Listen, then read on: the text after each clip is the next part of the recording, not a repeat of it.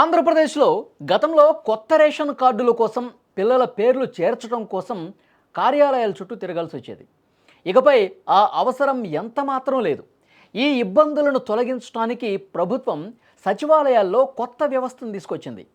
ఇకపై ఎవరైనా సరే ఎప్పుడైనా తమకు కావాల్సిన రేషన్ కార్డు సేవలను పొందొచ్చు. ఇందుకోసం ప్రభుత్వం సచివాలయాల్లో ఒక కొత్త వ్యవస్థను ఏర్పాటు చేసింది. ఈ వ్యవస్థలో భాగంగా డిజిటల్ సహాయకులకు దరఖాస్తులను స్వీకరించే బాధ్యతను కూడా అప్పగించేశారు. దీనిలో భాగంగా కొత్తగా పెళ్ళైన దంపతులకు రేషన్ కార్డు ప్రక్రియ సులభతరం అయింది. జనవరి నుంచి జూన్ వరకు దరఖాస్తు చేసుకున్న వాళ్ళకి జూలై నెలలో కొత్త రేషన్ కార్డులు ఇచ్చేస్తారు.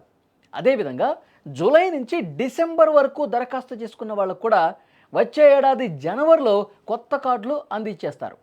గతంలో ఉన్నటువంటి ఇబ్బందుల్ని దృష్టిలో పెట్టుకుని వాటన్నిటినీ కూడా ఆ సమస్యల్ని తొలగిస్తూ కేవలం ఆధార్ కార్డులు, పెళ్లి ధృవపత్రంతో ప్రభుత్వ వెబ్సైట్లో మ్యారేజ్ స్ప్లిట్ ఆప్షన్ ద్వారా కొత్త రేషన్ కార్డు పొందొచ్చు. ఈ ప్రక్రియలో లబ్ధిదారులకు అసలు ఏమాత్రం ఇబ్బంది లేకుండా అత్తవారింట్లోనే రేషన్ అందే విధంగా ప్రభుత్వం వేగంగా చర్యలు తీసుకుంటోంది.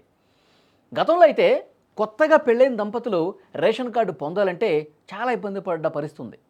ముందుగా ఆ మహిళను పెళ్ళైనటువంటి ఆ మహిళని తల్లిదండ్రుల జాబితా నుంచి మొదటగా తొలగించేవాళ్ళు. అసలు ఈ తతంగం అంతా పూర్తయ్యేసరికి చాలా కాలం పట్టేది, వాళ్ళకి రేషన్ కూడా అందేది కాదు. కానీ ఈ సమస్యని మార్చాలనుకుంది ప్రభుత్వం. ఈ సమస్యను పూర్తిగా లేకుండా చేయాలని భావించింది. అందుకోసం భార్యాభర్తలు ఇద్దరి ఆధార్ కార్డులు, భర్త పాత రేషన్ కార్డు, పెళ్లి ధృవపత్రం తీసుకుని వెళ్తే చాలు. ఇవి తీసుకుని వెళ్తే ప్రభుత్వ వెబ్సైట్లో మ్యారేజ్ స్ప్లిట్ అని ఒక ఆప్షన్ ఉంటుంది. ఆ ఆప్షన్లో ఈ కొత్త డీటెయిల్స్ అన్నీ కూడా నమోదు చేస్తే వారికి ఒక నంబర్ కేటాయిస్తారు. దాని ఆధారంగా ఈ కేవైసీ ప్రక్రియ కూడా పూర్తి చేస్తారు.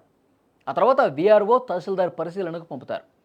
వారి అనుమతి లభించగానే కొత్త రేషన్ కార్డులు మంజూరు చేస్తారన్నమాట.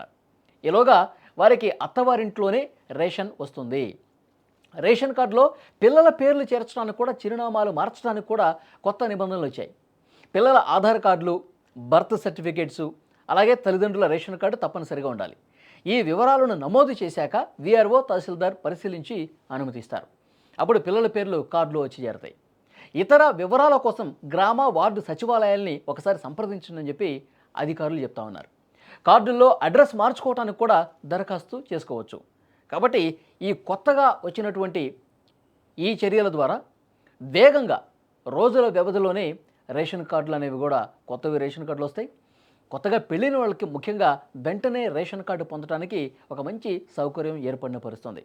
గతంలో అయితే నానా తతంగం జరిగేది.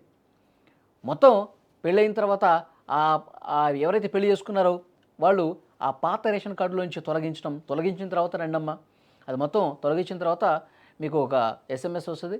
ఆ తర్వాత మీరు వస్తే కనుక మీరు కొత్తగా రేషన్ కార్డు తీసుకోవచ్చు అని ఇట్లా చెప్పి పంపించేవాళ్ళు. కానీ ఇప్పుడు ఆ పరిస్థితి లేదు. కొత్తగా పెళ్ళైందంట వాళ్ళ పెళ్లి కార్డు తీసుకుని వెళ్తే చాలు, వాళ్ళ ఆధార్ కార్డులు తీసుకుని వెళ్తే చాలు, వెంటనే వాళ్ళకి కొత్త రేషన్ కార్డు ఇచ్చే పరిస్థితి ఉంటుంది. జనవరి నుంచి జూన్ వరకు ఎవరైతే అప్లై చేసుకుంటారో వాళ్ళకి జూలై నెలలో ఇచ్చేస్తారు. కొంతమంది మార్చిలో పెళ్ళింది అనుకోండి, మార్చిలో ఏప్రిల్లో అట్లా తీసుకుంటారు. మేలో అయిందనుకో అట్లా, జనవరిలో అయిందనుకోండి ఫిబ్రవరిలో అట్లా అప్లై చేసుకుంటారు. వెంటనే వాళ్ళందరికీ కూడా జూలైలో వచ్చేస్తాయి. మళ్ళీ జూలై నుంచి డిసెంబర్ వరకు అప్లై చేసుకున్న వాళ్ళకి జనవరిలో ఇచ్చేస్తారు. అట్లా వేగంగా మార్పులు జరుగుతూ ఉన్నాయి. సచివాలయాల్లో కొత్త నూతన వ్యవస్థ దీనికోసమే అలాట్ చేసినటువంటి పరిస్థితి ఉంది. ఇక ఏమాత్రం ఇబ్బంది పడాల్సినటువంటి అవసరం లేదని దీన్ని బట్టి అర్థమవుతోంది.